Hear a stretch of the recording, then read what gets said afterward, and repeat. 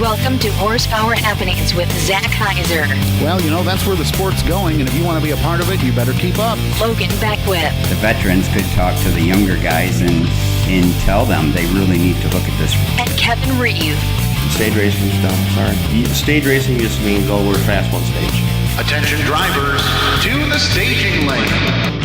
All right, ladies and gentlemen, welcome to week number 3, Horsepower Happenings. Zach Heiser along with you, Logan Beckwith, Kevin Reeve, and in the studio tonight as our guest is Robert Bolluch. Welcome, everybody. Week number 3. Hello. Ready to get it going. Do want to point out, if you are following our Facebook pages, Motorsports Broadcasting of Michigan and Horsepower Happenings, we have our broadcast schedule now up on Facebook.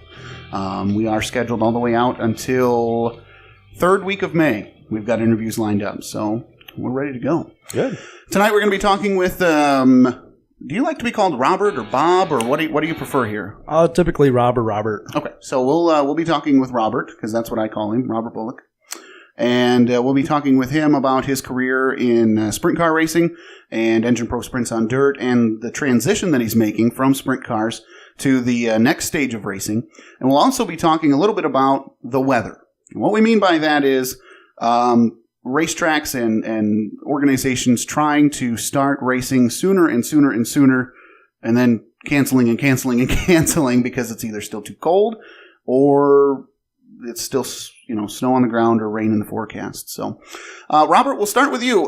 Tell us a little bit about you and your background and what got you into the sport that we love in racing.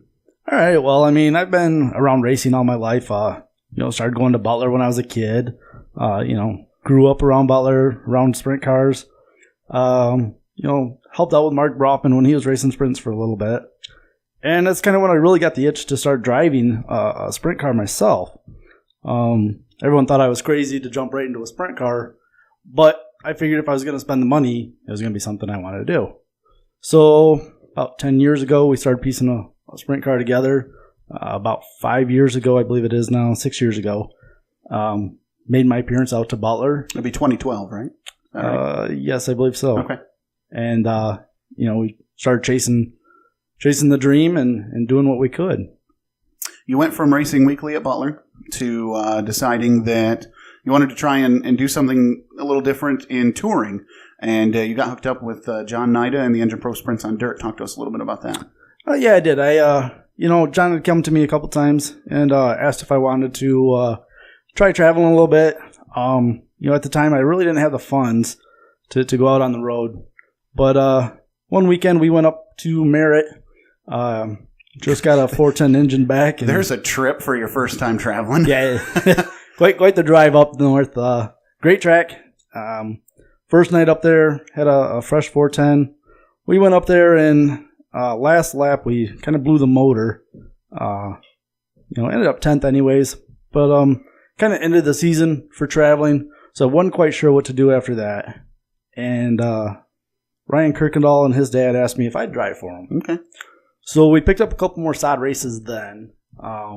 Ended the season in a hard way. Yeah. Hartford. No kidding. For those of you that don't know, I can even let you tell it. I love Tom Willivice's version of this. After your accident, he says, I walked up to Robert's car, I flipped his visor up, and I could see the Tweety birds flying around his head. So tell us what happened. We were doing pretty good. It was my first time on the big half-mile track. That was before they cut it down to the 3/8 mile. We were doing pretty good. I believe we were going for 3rd place in our heat race. And I come out of turn 3 and 4, and something just snapped in the rear end. Well, if anyone knows at Hartford, there's a wall on the outside of that track. And I went headfirst into that track and destroyed the car. And definitely saw Tweety birds when I got out of the car. And destroyed it. You were wide open coming out of the corner, right? You had the hammer down and it pancaked that car. The pedal was to the metal, and when it snapped, there's not much you can do at that speed, and it just head first into the wall and definitely destroyed everything on the car. They told me to bring back a checkered flag or a steering wheel, so I kind of brought the steering wheel back, even though it was on a record. But wow.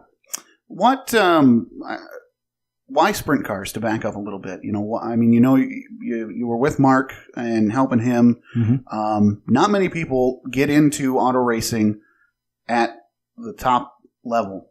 They don't start right at the top. And as far as dirt racing goes, late models and sprint cars are kind of the top of the cream of the crop. It is definitely a dirt track. It was funny. I was at Butler one night, and Corey Beavard come up to me, and he's like, Bobby, because we went way back in high school, and he's like, what the hell do you think you're doing? He goes, nobody's crazy enough to jump right into a sprint car. But it's always been something I've been fascinated with, something I always wanted to do. And I never had any experience, so I knew it was going to be a tough learning curve.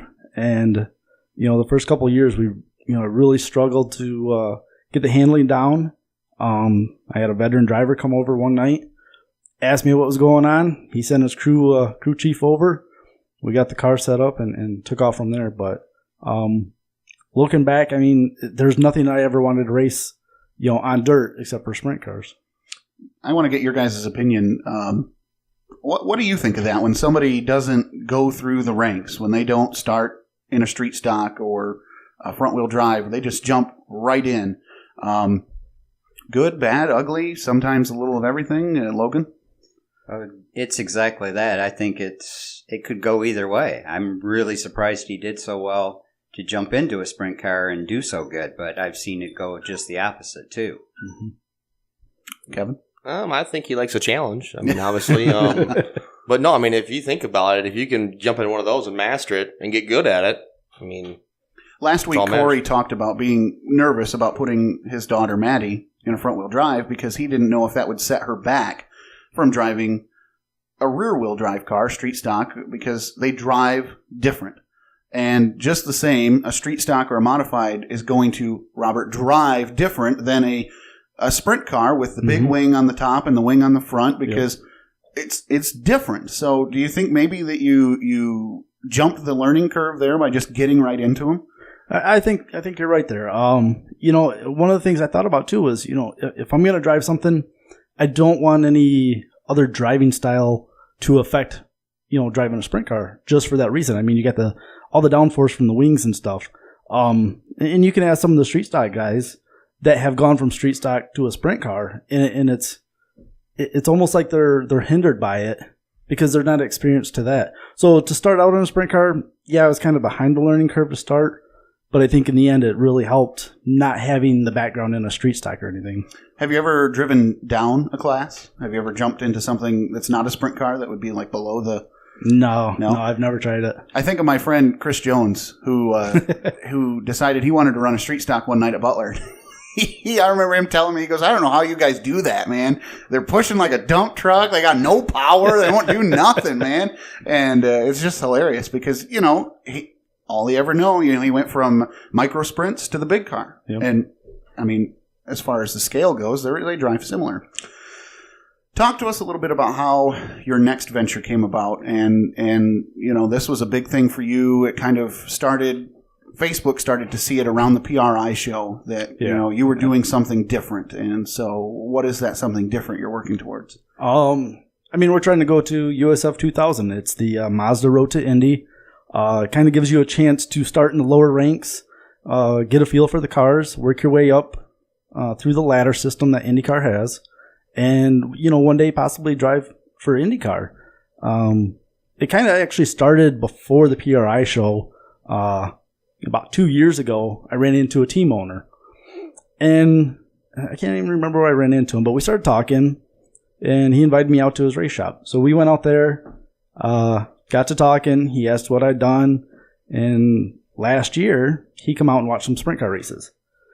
So he's interested in having me drive for him for the simple fact that I've never raced anything but sprint cars. Sure. On an oval track with wings and downforce.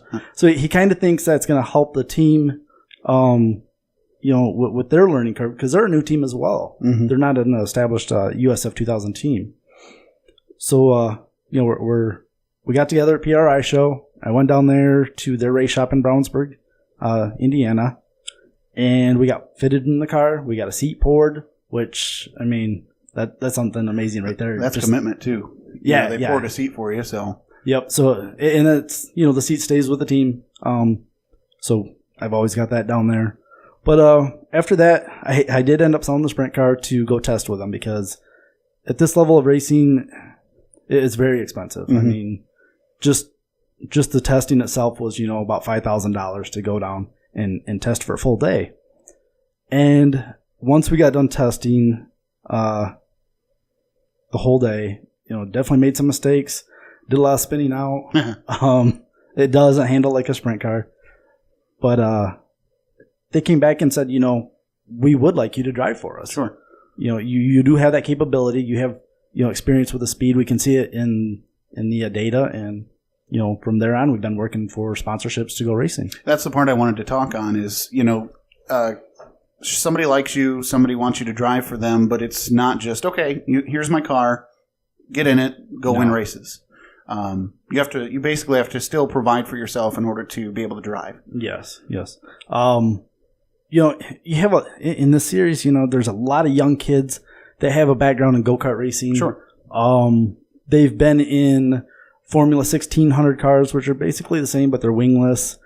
They've traveled to Europe, come back and raced. And to be competitive with them, I'm in like a development program to build me up to that level. Mm-hmm. And it's really hard at this level because you don't have the financial backing some of these kids do. So not only do we not have the financial backing, I don't have the experience, and it just makes it that much tougher. How do you get experience? I mean, do you have to continue to pay for test sessions, or how do you get that? You can continue paying for test sessions. There are schools out there. I'll be attending one of them this summer myself, just to gain more experience. The biggest thing is just track time. They want us to get as much seat time as possible, and I actually was the one that told them that I wasn't ready for this. Mm-hmm. Let me get some more experience. So they've been trying to help me get the seat time, but without sponsors. And we'll still be racing. It's just at a different.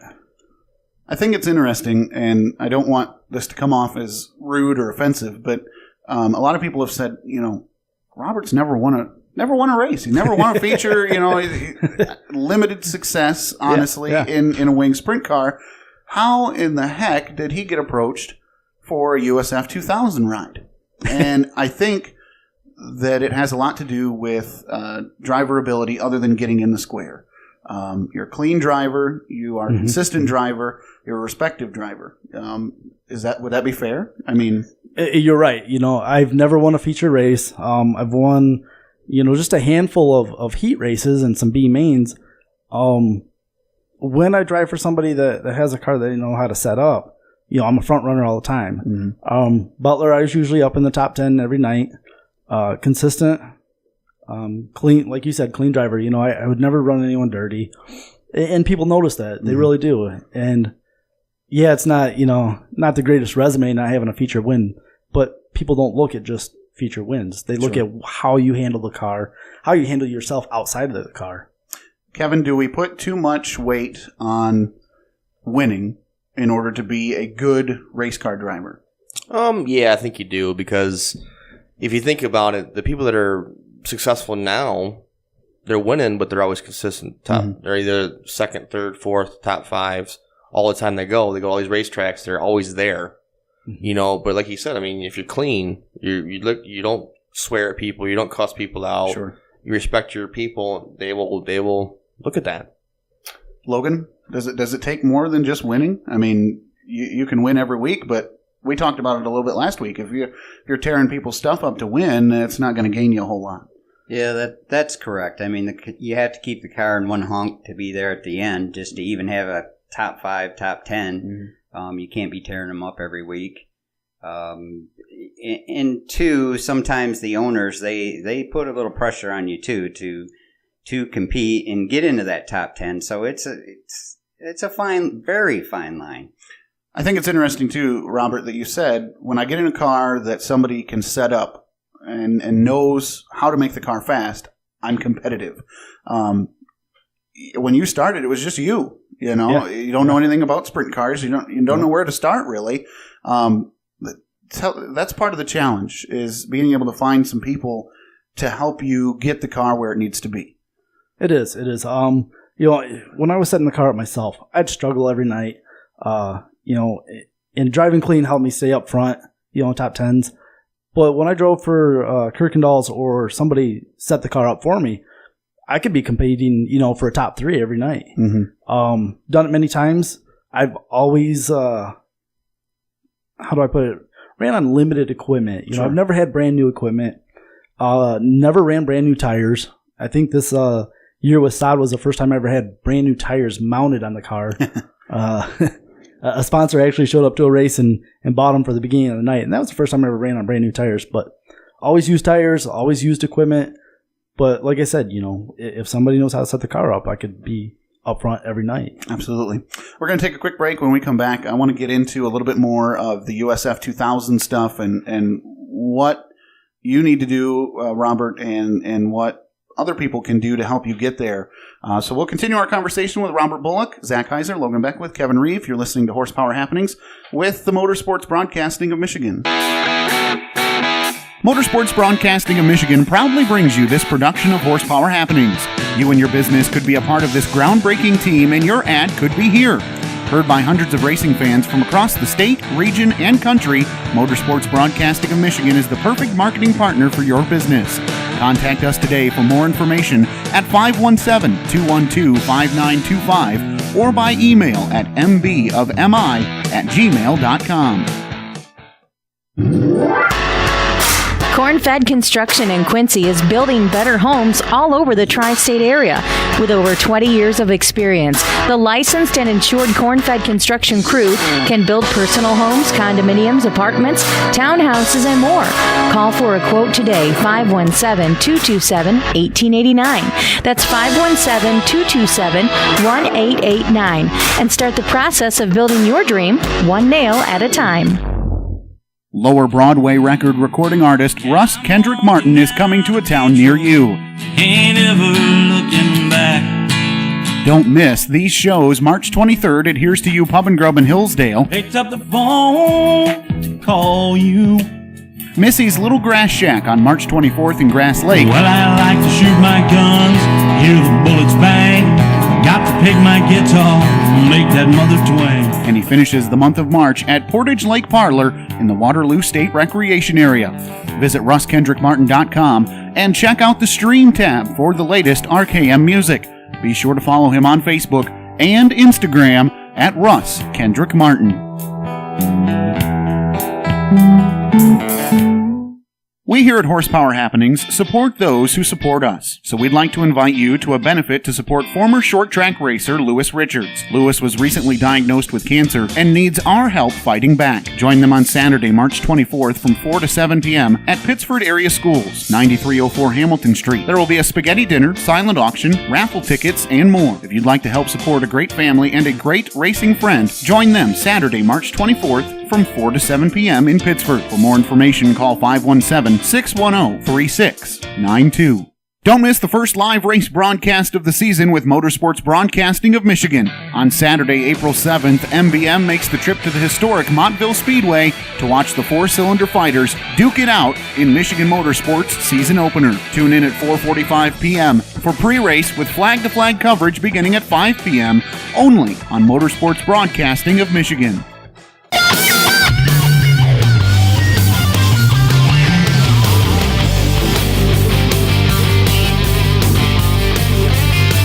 Welcome back to Horsepower Happenings. Zach Heiser, Logan Beckwith, Kevin Reeve, Robert Bolluch in the studio tonight. Logan is the, what do I want to say? He's the proactive one of the three of us. Logan. Hey now. He just comes more prepared. Okay, so Logan came more prepared. Kevin watched YouTube videos to get ready, so whatever. That's right. Logan, you did some digging. Tell us what you found out. What are these USF2000 things? Exactly. That's kind of was going to be my question to Robert. It was after looking at it, I can tell they have the paddle shifters. They're about 175 horse. They weigh about 1,100 pounds. My question would be, how adjustable are they from the cockpit? How many things can you adjust?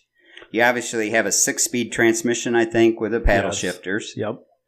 As far as adjustments, we're really limited on what we can do. we really can only adjust the brake bias in those cars, and then the 6-speed paddle shifter is correct. We're not like IndyCar. We don't have adjustments for fuel. We can't adjust the shocks on the fly or anything like that, or the wings. That's all mandated by USF2000 at a set position already when we get there. Do they have any video games that you can practice with your lines and the proper gear? There are some simulators out there now that you can go and test in, so you're not spending a lot of money on the track. There are certain teams that have those at their race shops where we can go down and do some testing, and you pick a track and just be like driving, other than the forces that you feel. It's just very similar and get you used to driving a car. Then I also did some dig in to find out what one of these cars cost, and oh boy, this ought to be good. I think if I was reading it right, they're like $52,000, about ready to go. Is that correct? No. Okay. $52,000 is just the rolling chassis. Okay. All said and done, you're looking at about $115,000 by the time you put everything in there, including the engine, the shock package, the data systems, and everything that makes the car go. So 150. I want to do some comparing. 115,000 for a USF 2000 car, ready to race. Yes. Strap in. What's your UMP late model ish? Race ready right now. Right around between 50 to 60,000 probably. Logan, what would you put? I'll do your asphalt car. What would you put your Outlaw late model at? Probably 25,000. And the UMP mod? Probably that one a little bit less, maybe 20,000. And so, what was it taking you to run your sprint car, Robert? I mean, let's talk about the money difference here. My budget itself, all in with the motor, the car, we're looking at about $20,000. That's a lower budget for a sprint car team, but that's what I had into it. Now, mind you, you don't have to buy the USF2000 car. That's why you were approached by a car owner. But yes, it's more expensive to run. Bottom line, you talked a little bit off the air. We're paying for trainers. We're paying for crew members. We're paying for the car, engineers. Yep. So again, it's going to take some money out of your pocket in order to get going. Yeah, we USF after they had their first season in the new car last year, a lot of teams got together and talked about their budgets, and the average budget is between about $310,000 to $350,000 a year, and that's 14 races that they run. That's crazy. That's just amazing to me. What is your goal? I mean, for looking at 2018, what do you want to do? This year, we're really trying to get the sponsorship so we can get into the race. They started last weekend at St. Pete down in Florida. They run the same time that IndyCar runs. They run in the morning or after IndyCar is on the track. They follow them everywhere except for a select few races. So we're still trying to get the sponsorships to run some of those races, including the Indianapolis Grand Prix, which takes place on Indianapolis Motor Speedway. That's coming up in May. Would like to run that. We're trying to get sponsorships to run the oval at Lucas Oil Speedway. Oh, cool. Sure. Down in Indianapolis. Mm-hmm. What, now, let me preface this by saying that Horsepower Happenings and Motorsports Broadcasting of Michigan would also love to be a marketing partner with you, but what does it take to sponsor a USF2000 car? Like I said, the budget is, $310,000 to $350,000. With the team that I'm working with, they actually have a sponsor on board that cut that budget down to about $250,000 a year. Mm-hmm. So we're looking right around $18,000 to $22,000 per race. And is that what, if let's say that theoretically Motorsports Broadcasting of Michigan wanted to sponsor you so that you could drive, is that what we would be writing a check for? If we went to the team and said, we want Robert to drive at Indianapolis, here's a $20,000 check. Yeah. And what that would do would, that would get you your logo on the front of the car, because Metalloid products out of Sturgis, Michigan, I believe. Mm-hmm. They've already put in, huge chunk of money. So they have the primary sponsorship on the side of the car. Other sponsors that want to come in and sponsor for a race, they'll get their logo on the front of the car, team apparel, and things like that. Logan, did you have anything else? I don't know if I cut you off or not. when we got to talking about money. Money. I was going to ask him if is Alex Barron in your team also, the French driver? Yes, Alex. There's 2 Alex Barons. We have Alex Barron with 2 R's, and we have Alex Barron with 1 R. Alex Barron from France. He is a driver for the team. He comes on just to drive, occasionally. He got to run the St. Pete Grand Prix, which the first day he qualified 6th, was working his way up front, got penalized on the first lap for a start infraction, started at the back of the pack, worked his way all the way up towards the front, and he kind of tagged the wall, so it ended his day. But in the same time, he set some lap records for the St. Pete Grand Prix. Second night, he actually went out, started on the pole, won the race from the pole. And that just shows how well developed this team is. They're new, but they have the right people in the right place to help us win. And that's kind of where I was headed with this, is it looks like they have winning cars, so you're going to be sitting in a very good ride. Yes. Enlighten me who Barron is. I guess I'm not familiar. Alex Barron, the French, or... well, either of them. I mean, the name comes up, and I'm not familiar. The older Alex Barron, he's our driving coach. He has several years' experience in IndyCar, Indy Lights. Back when I think it was called Star Mazda, maybe something like that. So he's been around racing for quite a few years. He came on board as our driving coach to help instruct us to make us better drivers. Sure. And then Alex Barron from France. Obviously, he came over to the States, been living over here. He's driven a few years in the USF2000. Okay. He drove a little bit last year in the new car. This is his first year with Swan RJB Motorsports, and he's doing very well with them. Realistically, do you see yourself getting into a race this year, or do you, like you hinted, want to take 2018 and do some testing, do some simulator work, and make sure that you're ready to be out there with other competitors?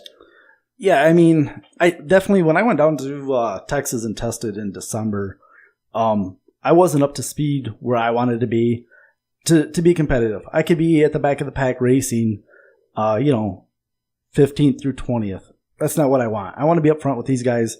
They're a good team to race for, and I want to, make them proud. So I had told the team after testing that I wanted to take some time off and not to back out of USF2000, but to get some experience so we could be up front. I've got school planned this summer with the Lucas Oil Racing School. Hopefully we can get up to South Haven, Gingerman Raceway. They have a road course up there we want to test on. And in May, if we get the sponsorships and a couple tests under me, we would love to go down to Indianapolis racing. So, for 2018, as far as doing any sort of local stuff, do you see yourself getting back in a sprint car? We do. I've talked to a couple teams. It might be possible that I can run a few races with Saad. Maybe get back out to Butler for a couple races. It just depends on what they got going on and the availability, between me and the team that I want to drive for. When I think about the connection guys, Kevin and Logan, between local short track racing and moving up, IndyCar for me is not what I think of, or the Road to Indy series. For me, it's still doing the bull ring stuff. I mean, is that a wrong opinion of me? I mean, I know we look at Tony Stewart, who did a lot of dirt in his younger years and then went to IndyCar and then finally went to NASCAR. I mean, what do you guys think of the progression? Where do you see most people going from out of local short track racing? Kevin? Honestly, I don't really know, because you ran sprint cars at Butler and now you're running one step below, IndyCars. So, I mean, who would have thought that would be even possible? I mean, that's awesome that you can do it, but I mean, really, it doesn't matter how you get there. Sure. Realistically, I mean, you can go run, like Stewart, run IndyCars, was successful in IndyCars, went and run NASCAR, successful there, and then you look at Jimmy Johnson, who ran off-road trucks. Sure. So who knows? I mean, I think as long as you got the connections right, I mean, you can do whatever you got to do to get there. Would you say that's pretty similar? Yeah, and I think open wheel guys tend to stay more open wheel too. I mean, Brian Tyler did about the same thing. So, he did the IndyCar stuff for a little while also. When you started racing, when you started your career, did you say to yourself, Indy is where I want to go? It wasn't really IndyCar right away, but the more and more I thought about it, I was like, that's where I want to see myself, running the Indianapolis 500. Like, every open wheel driver really strives for a lot of us that go from the dirt to asphalt. I can remember when I was a kid, always wanted to be a race car driver. It's even documented. Back in kindergarten, one of the things they ask you, is what do you want to be when you grow up? And it was a race car driver. To work my way up to this level, though, I didn't really see it coming to fruition. Just around here, it doesn't happen that often around here. We don't have the money around here to support it, nor the tracks. I think a lot of people will say, if you want to be somebody, you've got to go south. You've got to find a team, or you've got to make the decision to move yourself south. IndyCar is probably Indiana? Yeah, Indianapolis is huge. And NASCAR, you're going to North Carolina. Yeah. That's the way it is. You don't see many people, like you said, that are coming out of this state and going to something professional. No. It just blows my mind, again, that you go from sprint cars to the Road to Indy series. I never would have thought that those two things would have, lined up like that. But I never looked at, they are, but I never classified sprint cars as being, open wheel. A way to IndyCar. Yeah, or, and I never thought that you race sprint cars, so that's going to make you want to stay in open wheel. I never just thought about it like that. Yeah. To me, it was circle track racing, and it's just another division of circle track racing. You know what I mean? Oh, I got a question for you. Yeah. So you ran sprint cars. Yep. What is the hardest thing you've had to do when you get into these other cars? Getting into the USF2000 cars? What's the hardest thing to adapt from a sprint car to one of these cars? You definitely can't throw these cars into the corner like you do a sprint car. They don't hold down like a sprint car. These cars, you got to drive them into the corner. You brake. You really have to trust your brakes on these cars. They're 4-wheel disc brakes. With a sprint car, you can get out of throttle a little bit, pitch it in the corner. You're going to scrub speed. These cars, you really trust your brakes. And you wait to that last second to brake. You're on them for a little bit. You roll out of it and then roll through the corner. You're back on the throttle. I think that's pretty close to how an asphalt. That's what I was going to ask.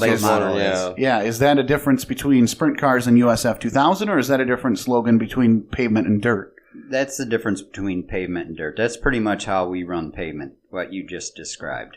So I'm learning already. There you go. Yep.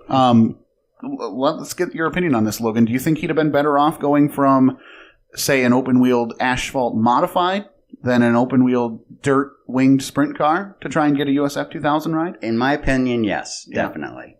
I commend him for what he's doing, and I think as long as he can do the learning curve pretty quick, he's going to be further ahead, but it definitely would have helped. Because for fans, who show up at most Michigan dirt tracks, they end up looking like asphalt tracks by the end of the night, but they don't drive anything like them. I mean, do you take any sort of, Robert, the dry slick driving style to USF2000? You do, because, maybe you guys can chime in, but dry slick, there's a fine line, being in control of the car and losing control. Same thing with the USF2000. The tires are real skinny, so you don't have all that rubber patch to hold you to the track. So it reminds me a lot of a dry slick track.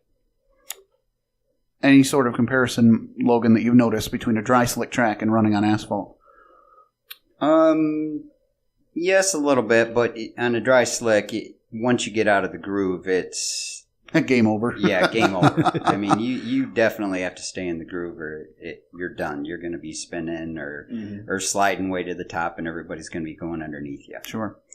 How can people learn more about USF2000? They can go right to the website, USF2000. You Google it, it'll come right up. It's the Mazda Road to Indy series. Also on Facebook, too, I believe, right? Yep, they're on Facebook. They have a page on Facebook. You can go to the Indy TV app and follow them. Okay. They have... Is there a way to watch the races? Yep, through the IndyCar TV app. You can watch all the races live streaming. I believe they may have 1 or 2 events televised. Okay. Don't quote me on that. Yeah, sure. It's just what I had heard. I mean, any information is right there on their website. And if anybody wants to help you to try and get to testing and to try and get to simulators and even to try and get to a race, what's the best way to get a hold of you and start talking about that? I mean, the best way is just get a hold of me on Facebook. A lot of people know me on Facebook. If not, we can always throw a phone number out there or email or anything like that. Like I said, Facebook's the easiest way. I check that every day. And contact you, right? Not the team. Right. This is all on me. I mean, the team is there, but to get the support, to get the sponsorship, I mean, that's all on myself. Sure. They don't do any of that. That's on the drivers to go out and do the legwork, getting sponsorships. And again, your team is Swan JB, right? Swan RJB Motorsports. Okay, Swan RJB down there Motorsports. In Brownsburg, Indiana. I mean, we've got AJ Foyt Racing right down there, John Force Racing, Toner Stewart Racing is all right there. And you're still living in Michigan. Still living in Michigan. It's been a pleasure to talk with you about that. We're going to take another break. When we come back, we'll all kind of get to discuss a little bit of an opinion section about tracks in our area, the Midwest region, trying to start earlier and earlier and earlier, and whether or not it's working. We'll be right back. You're listening to Horsepower Happenings with Motorsports Broadcasting of Michigan. Don't miss the first live race broadcast of the season with Motorsports Broadcasting of Michigan. On Saturday, April 7th, MBM makes the trip to the historic Montville Speedway to watch the four-cylinder fighters duke it out in Michigan Motorsports season opener. Tune in at 4:45 p.m. for pre-race with flag-to-flag coverage beginning at 5 p.m. only on Motorsports Broadcasting of Michigan. Corn-Fed Construction in Quincy is building better homes all over the tri-state area. With over 20 years of experience, the licensed and insured Corn-Fed Construction crew can build personal homes, condominiums, apartments, townhouses, and more. Call for a quote today, 517-227-1889. That's 517-227-1889. And start the process of building your dream one nail at a time. We here at Horsepower Happenings support those who support us, so we'd like to invite you to a benefit to support former short track racer Lewis Richards. Lewis was recently diagnosed with cancer and needs our help fighting back. Join them on Saturday, March 24th from 4 to 7 p.m. at Pittsford Area Schools, 9304 Hamilton Street. There will be a spaghetti dinner, silent auction, raffle tickets, and more. If you'd like to help support a great family and a great racing friend, join them Saturday, March 24th from 4 to 7 p.m. in Pittsford. For more information, call 517-610-3692. Lower Broadway record recording artist Russ Kendrick Martin is coming to a town near you. Ain't ever looking back. Don't miss these shows March 23rd at Here's to You Pub and Grub in Hillsdale. Picked up the phone to call you. Missy's Little Grass Shack on March 24th in Grass Lake. Well, I like to shoot my guns, hear the bullets bang. Got to pick my guitar, make that mother twang. And he finishes the month of March at Portage Lake Parlor in the Waterloo State Recreation Area. Visit RussKendrickMartin.com and check out the Stream tab for the latest RKM music. Be sure to follow him on Facebook and Instagram at Russ Kendrick Martin.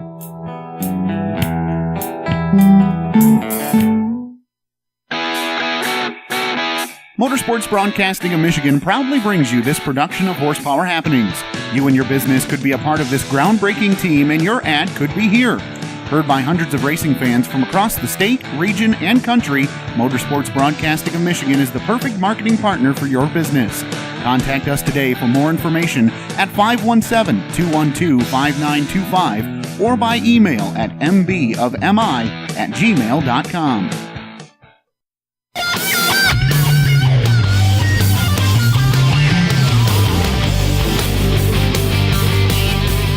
Welcome back to Horsepower Happenings on Motorsports Broadcasting of Michigan. Zach Heiser, Logan Beckwith, Kevin Reeve, Robert Bolluch, all still in the studio. Let's talk a little bit about the weather. This past weekend, pretty good in our area, in our neck of the woods. On Sunday, we had sunshine and low 50s.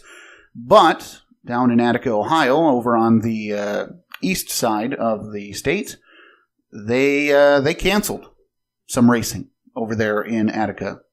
Are we starting to see a trend where tracks in our area and in the Midwest region are trying to get races in sooner.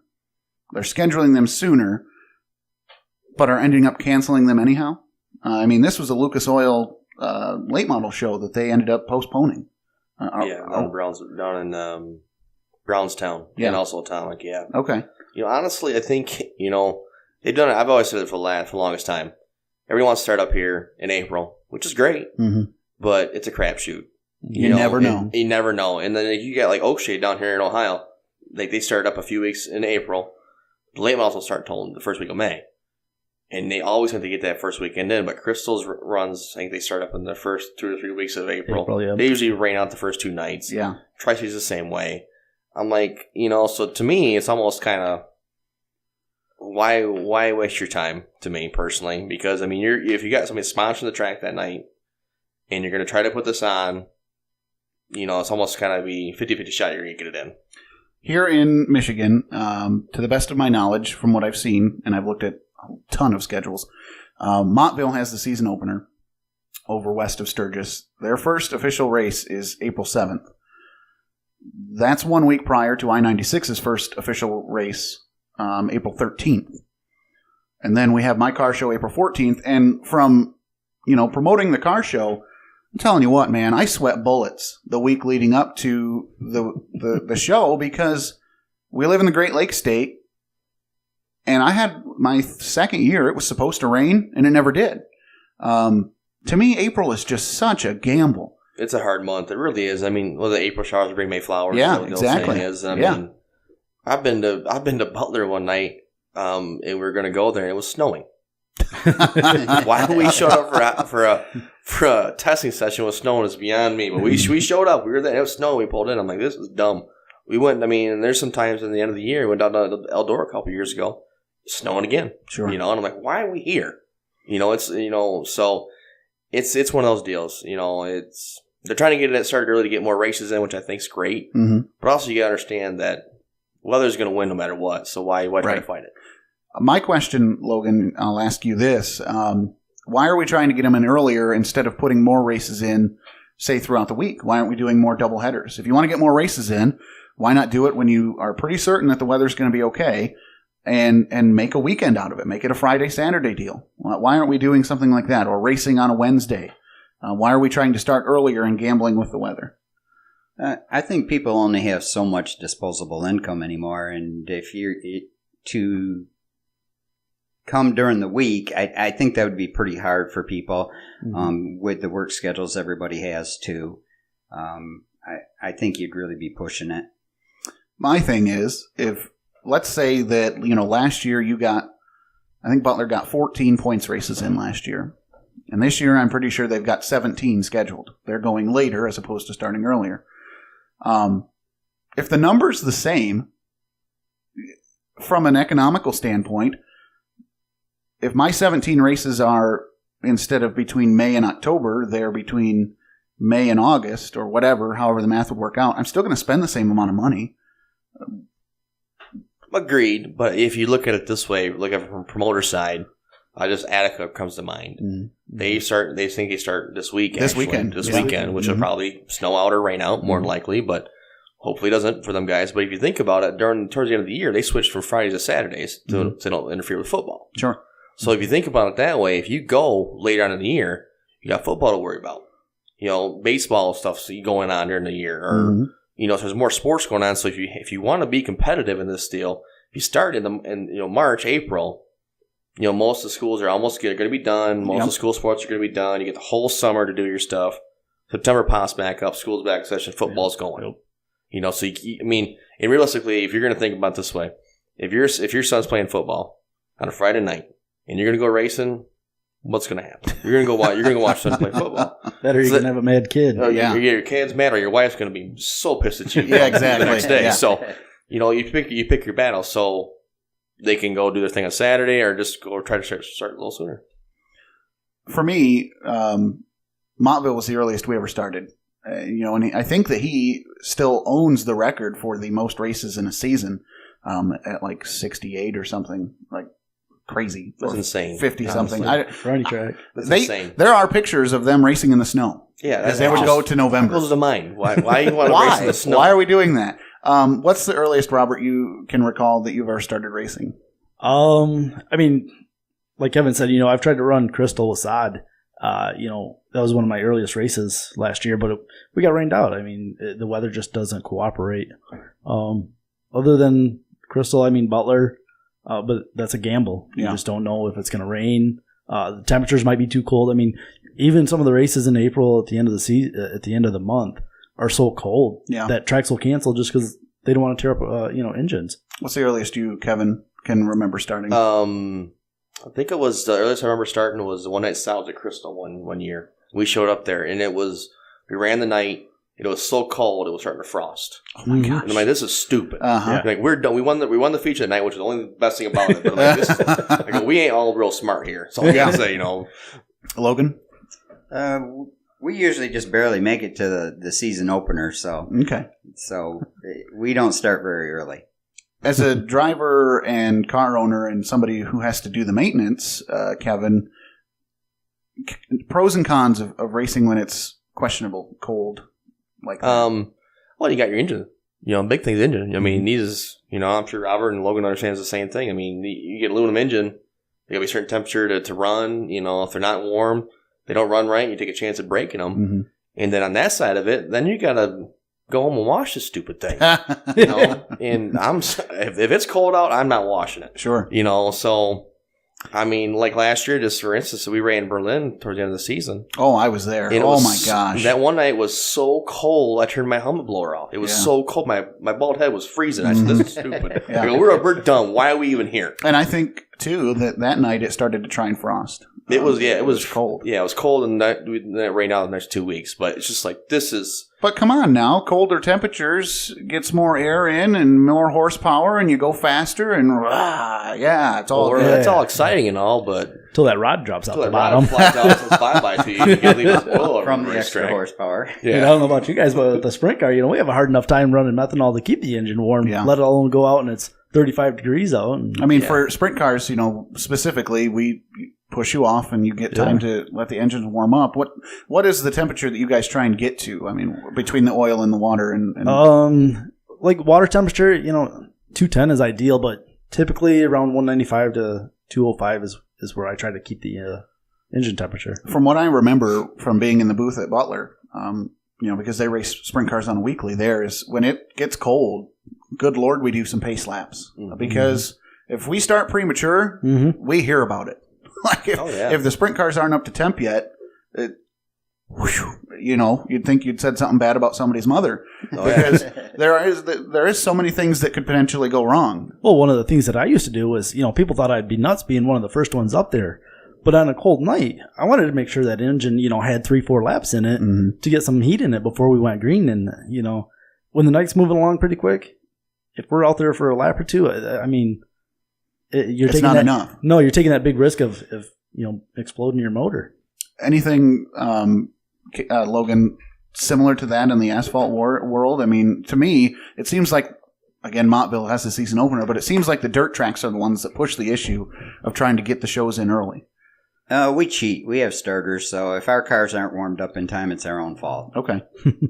Why do you think it is the dirt tracks that are trying to start so much earlier in the season? I mean, I don't see a lot of pavement tracks pushing the issue. Is it to do with the surface moving through frost, lines or whatnot? I never really thought about that, but yes, there is a little problem with frost coming up through the cracks and whatnot that they have to be careful with. But I don't think that's why. It's probably more how they promote it. Mm-hmm. On the same token, Kevin, I know that all three of us were at Springport a couple of years ago. We were dumb then, too. And we had as many layers as you could get on, but we were all there to watch Logan. But that was cold night. My dad and I were like, this is why we here, But Sean McFeeder, same thing. Yeah, at the end of the day, I mean, for that situation there, they're going to get that race going to keep the charter going. Mm-hmm. Got to see Logan run the car.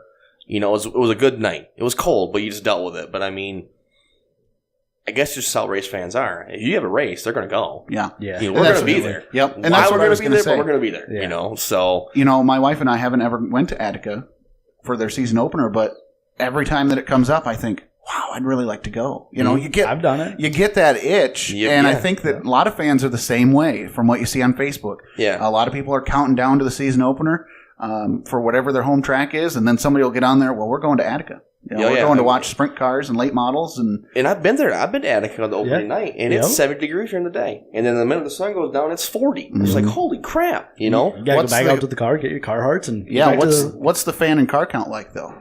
Packed. Packed? That place is packed down there. Yep. I think it's because it's one of the first races. Everybody wants to go. I think Fremont opens up after. A couple weeks after? Yeah. So realistically, there's nothing else going on. Mm-hmm. I think, too, when we're talking about stretching schedules and weather, Kokomo Clash. Yeah, that's cold. Same idea. You get there, it's warm, and then, by the end of the night, your fingers are about froze off, and you can't. Yeah. Have you raced the Kokomo Clash? Yeah, I've been there. I've raced there one time, and we raced 5 laps, and my dad said we'll never go back. Is what I was no. And the story goes, actually, we started in Coldwater. We hit a car with a truck, and they got mad at us and flipped us off. And so we took off down the road, get down there, and I took it out in the heat race. The hot laps. I took the bumper off. Oh, jeez. And put the new bumper on, went for the heat race. Got hit in the rear end, spun out on the first start. So I was trying to catch the pack up. Right front lower broke, and I stuck to the fence. Ouch. Catching the track. Catching the field. Kevin. I said, you know what? We're going to go home now. Mm-hmm. And to stay on the Michigan theme, another one, too, that's at the end of the year is Corn Harvest. Yeah. And it's hit or miss. Right there at the end of September, it can either be a beautiful weekend or, bring the rain, too. Yeah, but it was cold, too. Yeah. So one more break. We come back. We'll touch on some national stuff, NASCAR and otherwise. That way, because for whatever reason, some people are still fans of NASCAR. We'll talk about that coming up. You're listening to Horsepower Happenings with Motorsports Broadcasting of Michigan. Don't miss the first live race broadcast of the season with Motorsports Broadcasting of Michigan. On Saturday, April 7th, MBM makes the trip to the historic Montville Speedway to watch the four-cylinder fighters duke it out in Michigan Motorsports season opener. Tune in at 4:45 p.m. for pre-race with flag-to-flag coverage beginning at 5 p.m. only on Motorsports Broadcasting of Michigan. Corn-Fed Construction in Quincy wants to help you build your dream one nail at a time. The crew at Corn-Fed Construction is a fully licensed and insured residential home builder. With over 20 years of experience, they are the knowledgeable and trusted team. Call today for a quote, 517-227-1889 for Corn-Fed Construction. We here at Horsepower Happenings support those who support us, so we'd like to invite you to a benefit to support former short track racer Lewis Richards. Lewis was recently diagnosed with cancer and needs our help fighting back. Join them on Saturday, March 24th from 4 to 7 p.m. at Pittsford Area Schools, 9304 Hamilton Street. There will be a spaghetti dinner, silent auction, raffle tickets, and more. If you'd like to help support a great family and a great racing friend, join them Saturday, March 24th from 4 to 7 p.m. in Pittsford. For more information, call 517-610-3692. Lower Broadway record recording artist Russ Kendrick Martin is coming to a town near you. Ain't ever looking back. Don't miss these shows March 23rd at Here's to You Pub and Grub in Hillsdale. Picked up the phone to call you. Missy's Little Grass Shack on March 24th in Grass Lake. Well, I like to shoot my guns, hear the bullets bang. Got to pick my guitar, make that mother twang. And he finishes the month of March at Portage Lake Parlor in the Waterloo State Recreation Area. Visit RussKendrickMartin.com and check out the Stream tab for the latest RKM music. Be sure to follow him on Facebook and Instagram at Russ Kendrick Martin.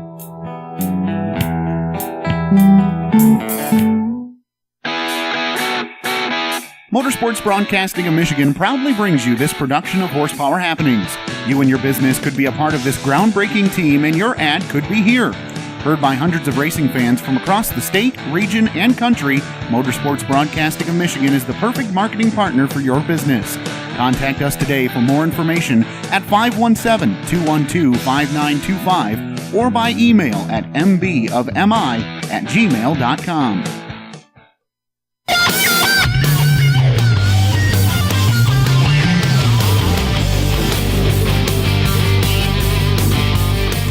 Welcome back to Horsepower Happenings with the Motorsports Broadcasting of Michigan. Zach Heiser, Logan Beckwith to my left, Kevin Reeve across the table, and Robert Bolluch is kind of kitty corner for me here in the Motorsports Broadcasting of Michigan studio.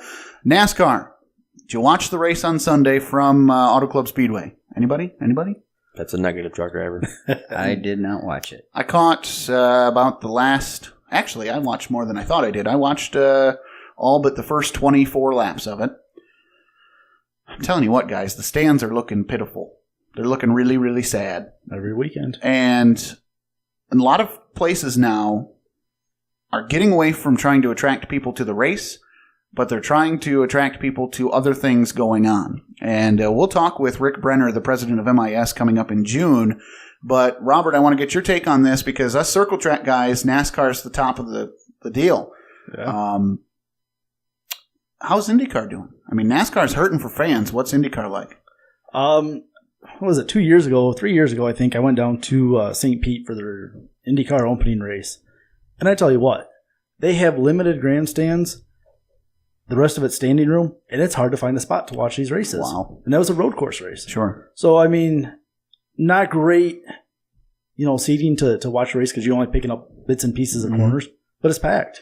How is that different, though, from going to Auto Club, which is a 2-mile track, MIS, which is a 2-mile track, Talladega, Daytona, both 2.5 miles. You're only seeing them for the second that they're in front of you, and then really you can't tell what's going on. To me, NASCAR is putting too much merit on big tracks, international speedways and super speedways.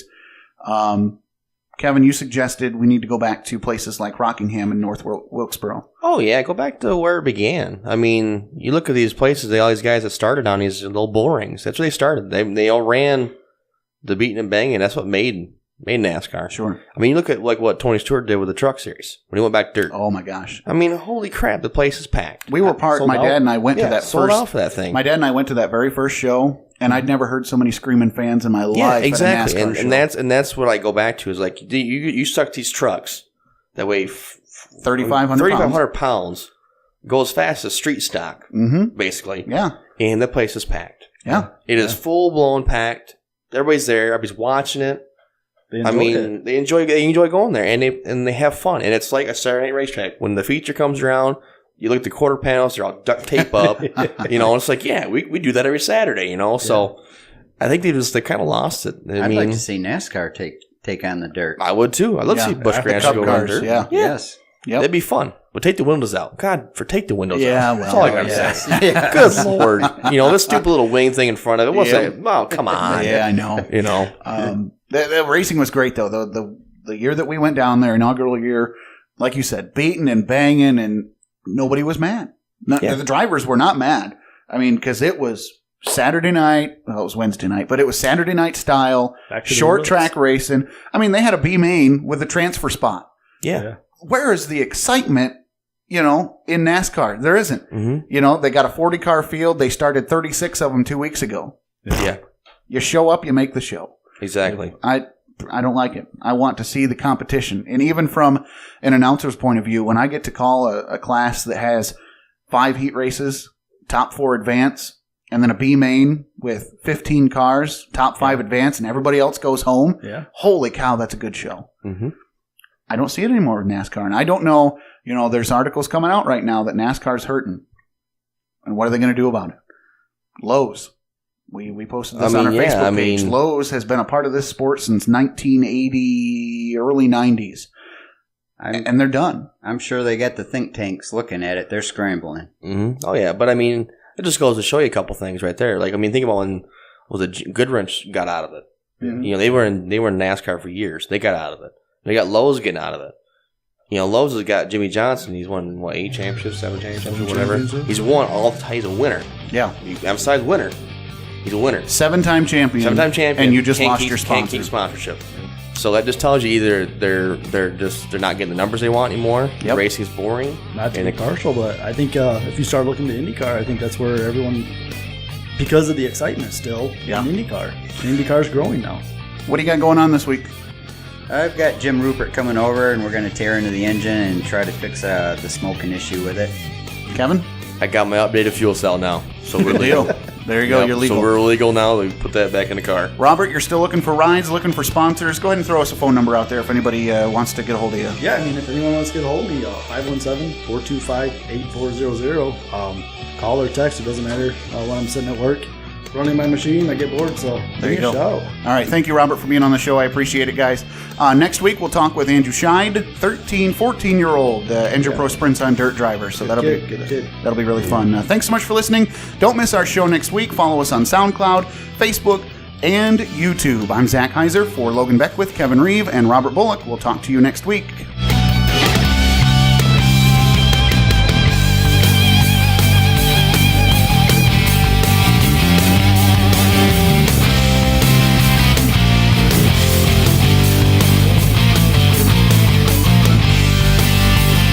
You've been listening to Horsepower Happenings with Zach Heiser, Logan Beckwith, and Kevin Reeve. Tune in next Tuesday to keep up on what's happening.